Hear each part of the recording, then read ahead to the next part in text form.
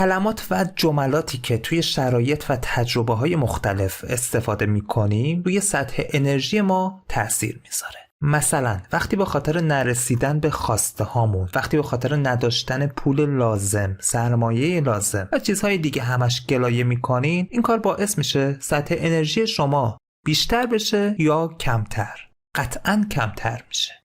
تونی رابینز توی روز 5 سمینار چالش تزلزل ناپذیری یه نکته جالب در این مورد میگه تو هر لحظه دنبال هر چیزی که باشین میتونین پیداش بکنین. توی بهترین شرایط هم یکی بخواد یه مشکلی رو پیدا کنه میتونه پیدا بکنه و در موردش غر بزنه. میگه همیشه یک چیزی هست که بتونی ازش ایراد بگیری، اما نکته قشنگش اینجاست که در مورد خوبی ها هم همینه.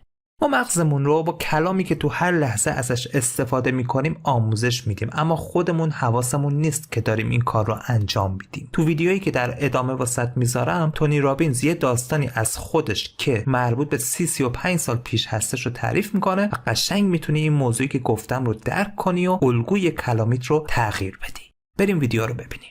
So one of the ways I learned this is one day I was in a business meeting, almost 35 years ago. And I was a young businessman. I had 2 partners that were much older than I was.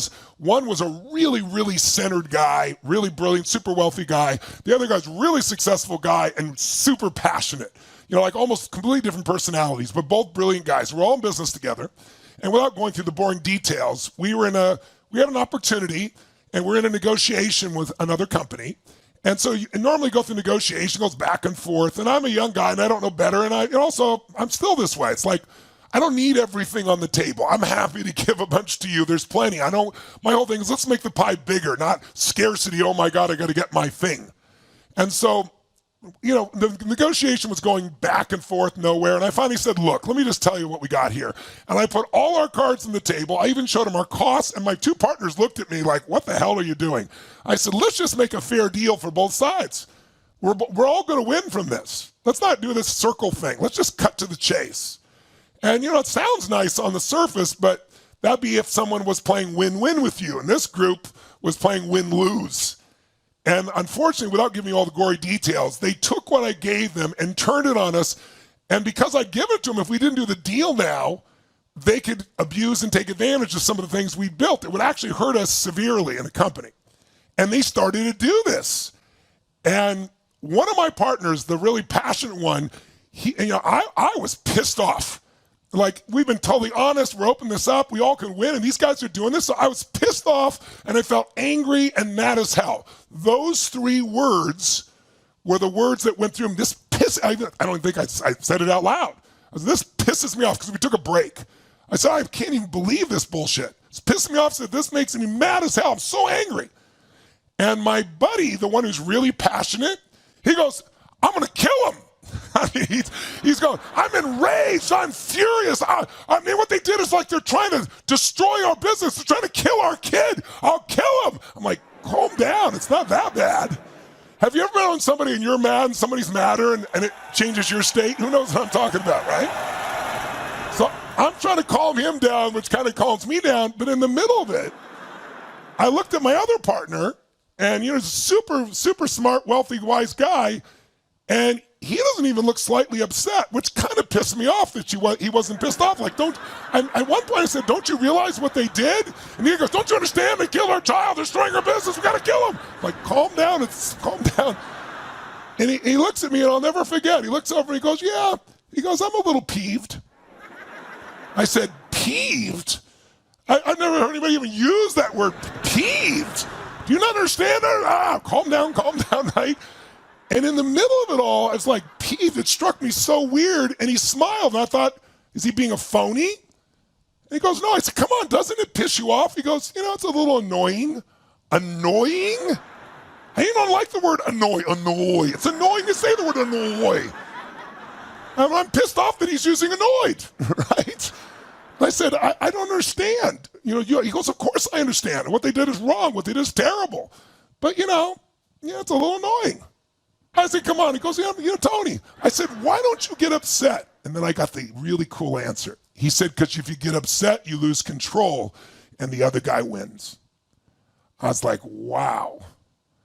I think I do lose control. Not as much as my furious friend over here, but I don't think I've ever been tinkled when someone's done something that terrible, or peeved or annoyed.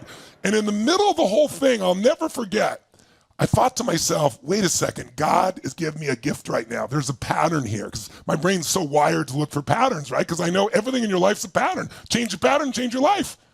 Pattern of focus, pattern of language, right? Pattern of physiology. And I was like, wow, we all have the, now think about this. We all have the same event, meaning it was going to affect all three of us really negatively. So imagine this material, we all the same material hit us. But we all had a different set of cookie cutters of language we use when there's something really upsetting.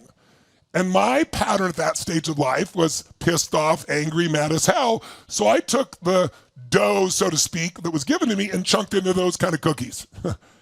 My other friend, his words he uses all the time for anything upset him is furious, right? Enraged. Is that going to up or lower your biochemistry of upset? It's going to up it. I'm going to kill him. Pretty intense metaphor, right? And then my other buddy's taking the exact same experience in his habitual language for anything upset is peeved, annoyed, tinkled, right? And just even thinking it made me laugh. Tinkled's such a silly, stupid thing, right? Peeved. And I thought to myself, I would never use those words. And then I thought to myself, and I've never had his reaction of calmness. Something to think about. And that's the day when I began to realize the words that you habitually use, we all have habits of words, are the emotions you habitually experience. Because you attach, whatever life experience, you attach those words and you go into that biochemistry. The words you attach to your experience, jot it down, the words you attach to your experience become your experience. So you've got to become conscious of your TV, your transformational vocabulary, and transform it. So you know what I did? I trained myself. I said, I'm going to make this fun. Next time something's really starting to piss me off, I'm going to go, this really peeves me, right? You know? And what happened is I literally wired it, right? It's not enough to understand it, remember? I wired it over and over and over again. And then one time it happened, I started feeling myself like starting to ready to explode. I went, this really peeves me. And I started to laugh. It broke my own what? Pattern. Changed my state completely. And I remember what he said. You lose control, the other guy wins. Let me stay centered here. And for the rest of my life, I still can get angry or upset, but I don't have that intensity because I don't go there because I use a lot of different language now that breaks the pattern.